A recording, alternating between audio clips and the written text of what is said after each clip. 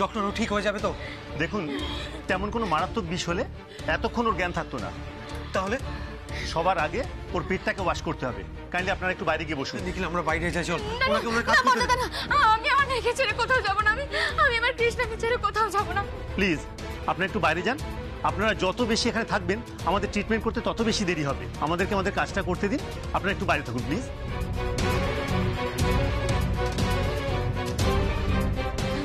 না না বড়দা, শ্যামা please, Shyama please, ওনাদেরকে ওনাদের কাজটা করতে দাও প্লিজ। শ্যামা চলো। ছোট করতে আমি আমার মেয়েকে ছেড়ে কোথাও যাব। চল। নার্স, ইনজেকশন রেডি করো।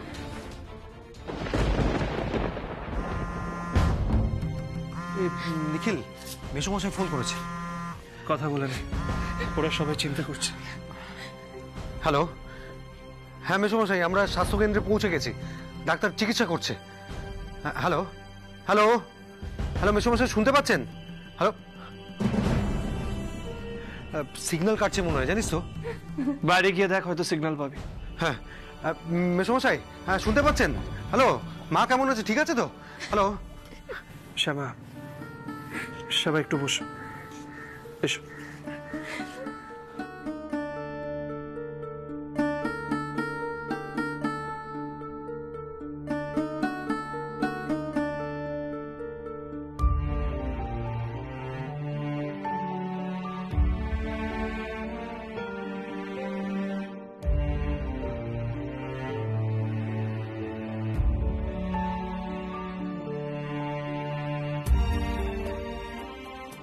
শ্যামা,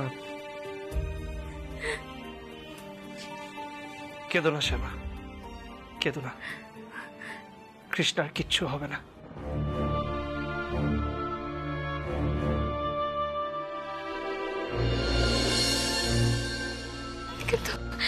কিন্তু আজ হঠাৎ করে ওর কেন এরকম হলো? এর আগে তো কোনোদিন এমন হয়নি। তাহলে আজ কেন ওর গলা থেকে রক্ত উঠলো বলো না ছোট করে? শ্যামা, হতেই তো পারে কৃষ্ণা কিছু উল্টো পাল্টা খেয়ে নিয়েছে, তাই এরকম হয়েছে, তাই না? প্লিজ ভয় পেও না। ভয় পাবো না মানে? তুমি শুনলে না ডাক্তারবাবু কি বলেন? বললেন যে আমাদের মেয়েটা বিষ। শ্যামা, সব বিষ কেটে যাবে, ট্রাস্ট মি। কৃষ্ণার কিচ্ছু হবে না, কিচ্ছু না।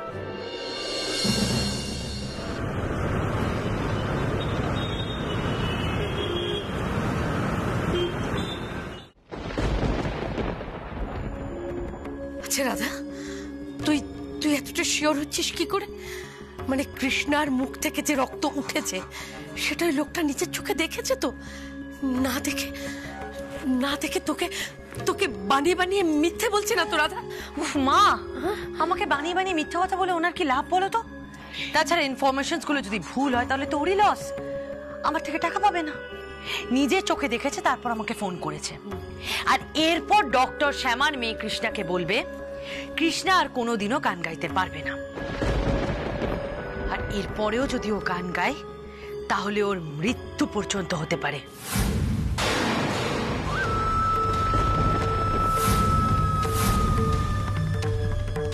আর আই এম শিওর এই খবর পাওয়ার পর শ্যামা আর নিখিল কিছুতেই ওর মেয়েকে গান গাইতে দেবে না। মৃত্যু, কৃষ্ণার মৃত্যু অবধি হতে পারে।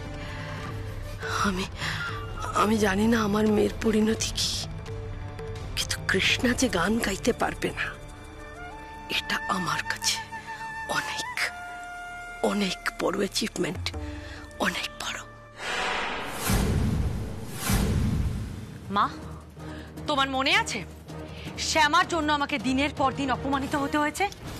ওর ট্যালেন্ট আছে আর আমার ট্যালেন্ট নেই বলে আমাকে কম কথা শুনতে হয়নি। আর আজ শ্যামা তোর মেয়ে কৃষ্ণার ট্যালেন্ট থাকা সত্ত্বেও ও থেকে যাবে সারা জীবনের মতো অন্ধকারে, কোনোদিনও লাইমলাইটে আসতে পারবে না, কোনোদিনও না। সব মরে আছে, সব মরে আছে আমার রাধা। ওই জামাই দাদা, হ্যাঁ, শ্যামাকে নিয়ে, শ্যামার গান নিয়ে কি চূড়ান্ত আদিক্ষেতা করতো। আর আমার বুকের ভেতরটা ঝাড়খান হয়ে যেত। বসন্ত চৌধুরী, নিখিল চৌধুরী, সুজাতা চৌধুরী, ওই বাড়ির প্রত্যেকটা লোক, কেউ আমাদের ছেড়ে কথা বলেনি, কেউ না। আর সেই জন্যই তো প্রতিটা অপমানের বদলা আজ আমি নিচ্ছি।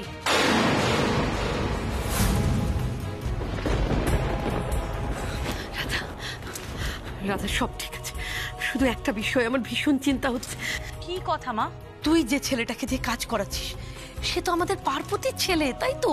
হ্যাঁ, আর আমি তো সেটা ভাবতেই পারিনি যে বাড়ির মধ্যে এরকম একটা ছেলেকে পেয়ে যাব। পেয়ে যাতে একদিকে আমার ভালোই হয়েছে, কাজটা অনেক সহজ হয়ে গেছে। দেখ, সেটা যেমন একটা সুবিধে, তেমনি আরেকটা রিস্ক ফ্যাক্টরও তো আছে না? ও ছেলে যদি ভয় পেয়ে সবটা মুখ খুলে বলে দেয় তাহলে? বলে দিলে বলে দেবে। কি বললে বলবে মানে? তুই নিখিলকে চিনিস না? তুই জানিস না নিখিল কি কি করতে পারে? থানা পুলিশ একাকার কাণ্ড করবে। তুই জানিস না রাধা, নিখিল ও তোকে অনির সামনে, রায়ের সামনে কোর্ট অব্দি টেনে নিয়ে যেতে পারে, জানিস না তুই? কিন্তু ছোট কর্তা, ও এমন কি খেয়ে ফেলেছিল? ওকে কি কেউ উল্টো পাল্টা কিছু খাইয়ে দিয়েছিল? বলো না, ও এমন কি খেয়ে ফেলেছিল যার জন্য? শ্যামা, তুই বারবার একই কথা কেন বলে যাচ্ছ? আমাদের খারাপ দিন কেটে গেছে শ্যামা। আমার, তোমার, কৃষ্ণার কোনো শত্রু নেই। Trust me. বোঝার চেষ্টা করো শ্যামা। কৃষ্ণা প্রথমবার গ্রামে এসছে, সারাদিন ঘুরে বেরিয়েছে, কোথায় কি খেয়ে নিয়েছে কে জানে। ওর কিছু হবে না শ্যামা। কিন্তু ছোট কর্তা, শ্যামা, গ্রামে অনেক ঝোপঝাড় থাকে, সেখানে এমন কোনো ফল খেয়ে নিয়েছে যেটা ওর খাওয়া উচিত ছিল না। ট্রাস্ট মি শ্যামা, কৃষ্ণার কিছু হবে না। তুমি সত্যি বলছো? বলো না, তুমি সত্যি বলছো আমাদের আমাদের মেয়েটা ঠিক হয়ে যাবে? বলো না, সত্যি বলছো তুমি? আমি বাঁচবো না ছোট কর্তা, আমি আমি আমার মেয়েকে ছাড়া বাঁচবো না। আমি আমি আমার কৃষ্ণকে ছাড়া বাঁচবো।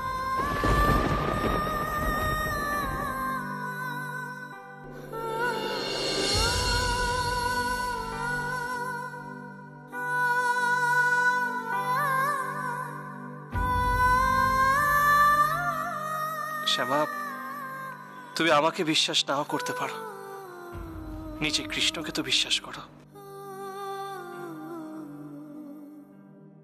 কিচ্ছু হবে না কৃষ্ণার। আজ কৃষ্ণার জন্যই আমরা এক হয়েছি।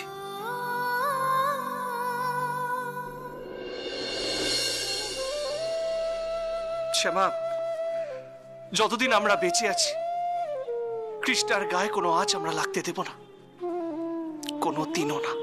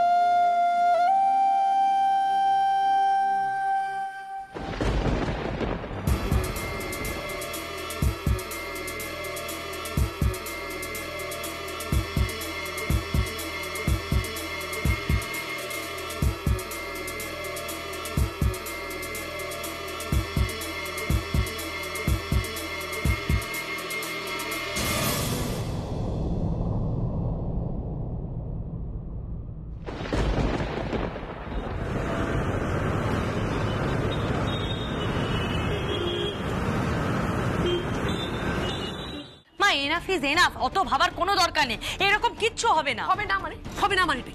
এতটা শিওর হচ্ছিস কি করে তুই? মা, তুমি আমাকে কি ভাবো বলো তো? আমি এত কাঁচা কাজ করি না, আর ওই পার্বতীর ছেলে মানে গোপাল, ওকে দিয়ে কে কাজটা করাচ্ছে ও তো সেটাই জানে না। ইটস ওকে, ও তোর কথা জানে না, কিন্তু গোপাল ওই ছেলেটাকে জানে যে গোপালকে টাকা দিচ্ছে। গোপাল মুখ খুলে দিতে পারে, তার কথা বলে দিতে পারে, তখন কি হবে? দেখো হাসছে, দেখো হা হা করে। কি হাসছিস কেন তুই? মা, এটা ডিজিটাল ক্রাইমের যুগ, আর যে ছেলেটা গোপালকে দিয়ে কাজটা করাচ্ছে সেও তো আমাকে জানে না, কোনোদিন চোখেই দেখেনি আমাকে। ইভেন যে সিম কার্ডগুলো দিয়ে আমি ওর সঙ্গে কথা বলেছি সেই সিম কার্ডগুলো একটাও আমার নামে নয়। তাই গোপাল যদি কোনোভাবে মুখও খোলে, আমার নাম কোনোভাবেই সামনে আসবে না।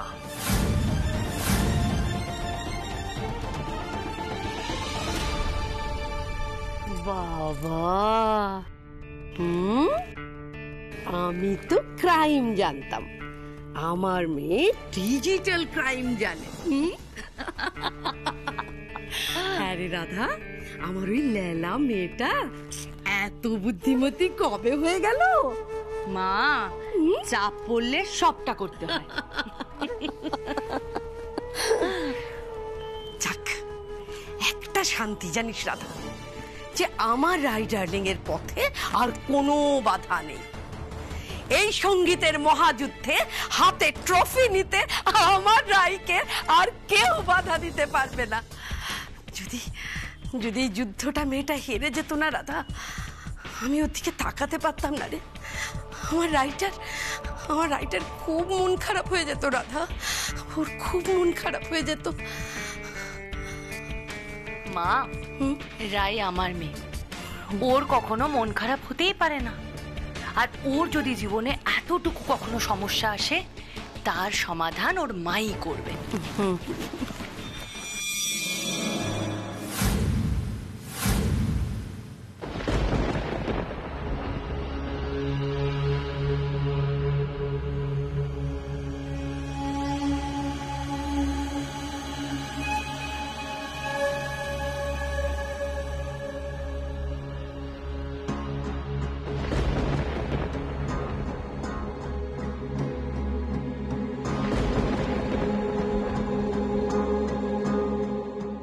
না না, এসব নিয়ে আমি আর ভাববো না।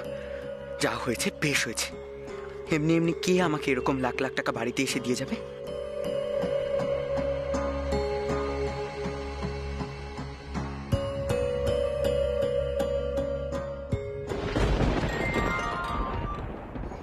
কি ভাই গোপাল, বল।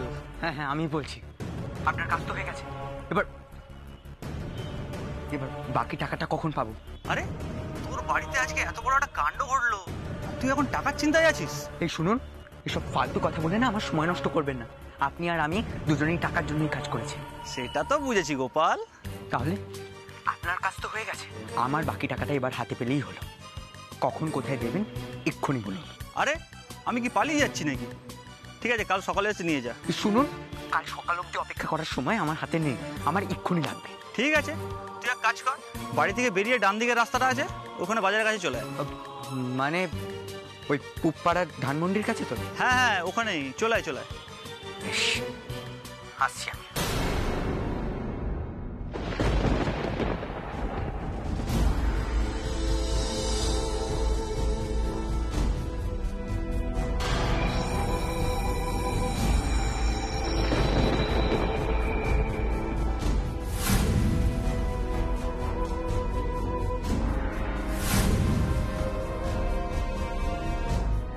কিসের কথা বলছিল ওই ছেলেটা? আমি তো শুনেছিলাম এরা খুব গরিব, এই কৃষ্ণার দাদার পড়াশোনা করাই বেকার। আর এখন বলছে যা করছে টাকার জন্য করছে। টাকার জন্য কি কাজ করছে ও? শুনে তো মনে হলো না কোনো ভালো কাজ বলে।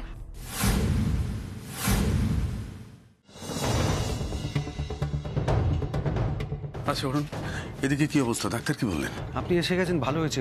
আপনাকে ফোন করলাম, কেটে গেল।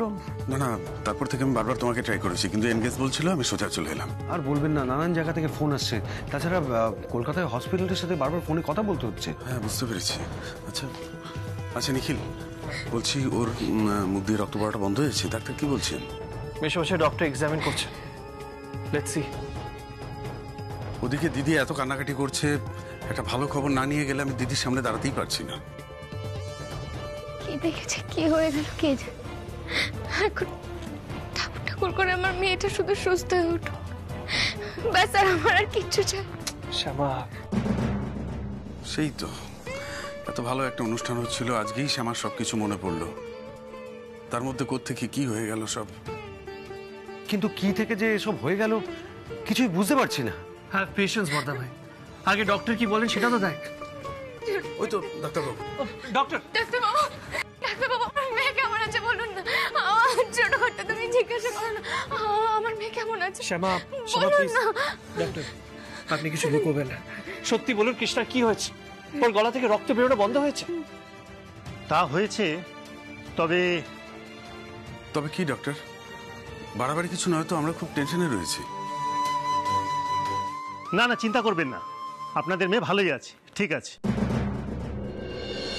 এক সেকেন্ড ডক্টর, রক্ত পড়া বন্ধ হয়ে গেছে, কৃষ্ণা ঠিক আছে, তারপরেও আপনাকে এরকম দেখাচ্ছে কেন? প্লিজ প্লিজ আমাদের কাছ থেকে কিছু লুকোবেন না। কি হয়েছে কৃষ্ণার? ও ঠিক আছে তো সত্যি বলুন প্লিজ। আমাদের সান্ত্বনা দেওয়ার জন্য কিছু বলবেন না। ডক্টর, কৃষ্ণার যেন কিছু খারাপ না হয়। অনেক বছর পর নিজের মেয়েকে ফিরে পেয়েছি। দেখুন, খারাপ মানে ওর ভোকাল কর্ডটা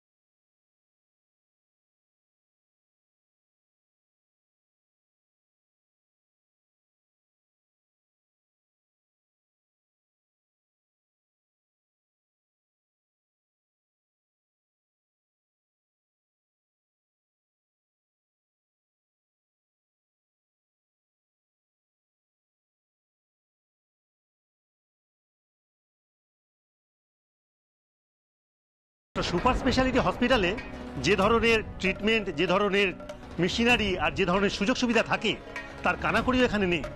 কিন্তু একটা জিনিস মনে রাখবেন, ওখানকার ডাক্তারও আপনাকে একই রিপোর্ট দেবেন, ওর গলায় এক বিশেষ ধরনের কেমিক্যাল চলে গিয়েছিল, আর সেই জন্য এই অবস্থা। কেমিক্যাল? ছোটখাটো, সেটা কি করে সম্ভব? কৃষ্ণ তো সবসময় আমাদের সঙ্গে ছিল, আমাদের চোখের সামনে ছিল, তাহলে? আমি তো সেটাই বুঝতে পারছি না।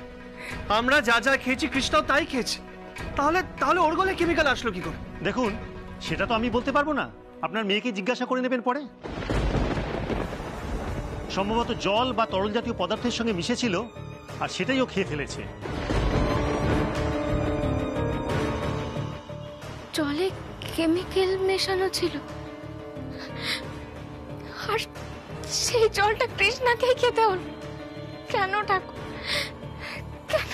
সেসব ক্লিন করে ফেলা গেছে, কিন্তু কিন্তু কি ডক্টর? ওই ভোকাল কর্ডের কাছে খানিকটা জায়গা বার্ন হয়ে গেছে, আর সেখান থেকে ব্লিডিং হচ্ছিল।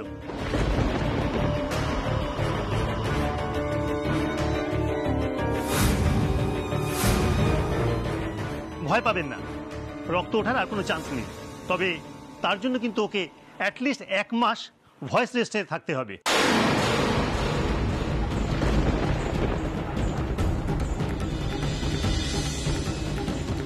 তাহলে সঙ্গীতের মহাযুদ্ধ? আচ্ছা, ও তো গান গায় বলেছিলেন না? আইসি, ও গাইতে গাইতেই, আচ্ছা যাই হোক, পরে কি হবে বলতে পারছি না, তবে আপাতত গান একদম বন্ধ।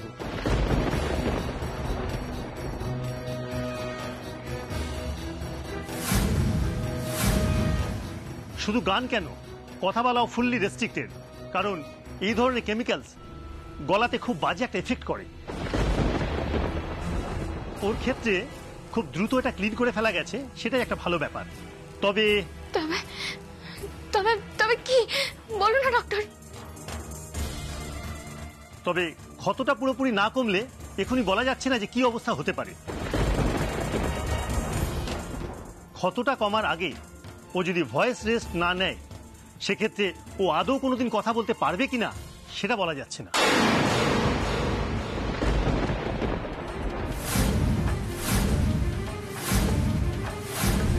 কথা বললে ওর ক্ষতটা বাড়বে, আর ক্ষতটা বাড়লে ওর ভোকাল কর্ড মারাত্মকভাবে এফেক্ট হবে। ওনার কম্পিটিশনের কি হবে? ও কি করে গান গাইবে? ছোটখাটো বলো না, ও তাহলে কিভাবে গান গাইবে? ও যদি গান না গাইতে পারে তাহলে প্লিজ কাম ডাউন প্লিজ।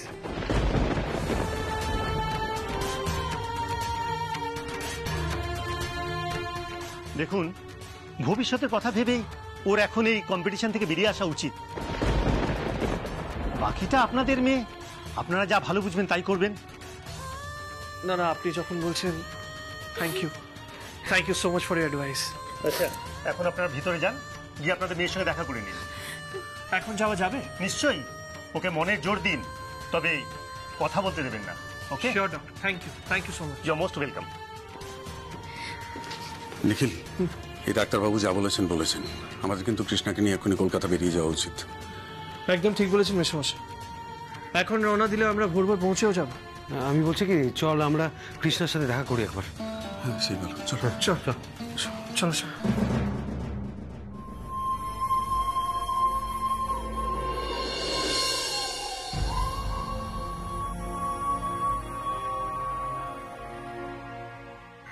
प्रभु जी कमल चंदन हम पानी। মা, আমার গান ওনাদের খুব পছন্দ হয়েছে, মা খুব পছন্দ হয়েছে। আমি জানতাম না তোর গান ওনাদের ঠিক পছন্দ হবে। আমি জানতাম তুই ঠিক পারবি, আমি জানতাম। দেখো কৃষ্ণা, এই সঙ্গীতের মহাযুদ্ধে কিভাবে সিলেকশন হয় আমি জানি না, প্রসিজার কি আমি কিছুই জানি না, কিন্তু প্রসেসটা যদি সৎ হয় আই এম শিওর তোমার সিলেকশন হবেই।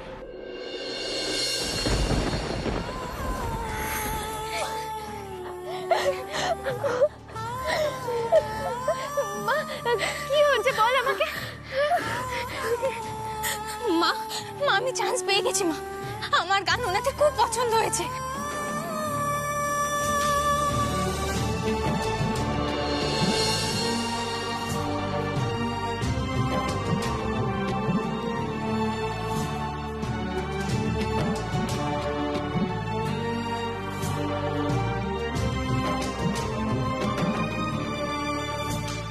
ঠাকুর, তুমি আমায় যা যা দিয়েছ সবকিছু ফিরে নাও, আমার কিচ্ছু চাই না, কিন্তু আমার মেয়েটার থেকে তুমি গান কেড়ে নিও না ঠাকুর।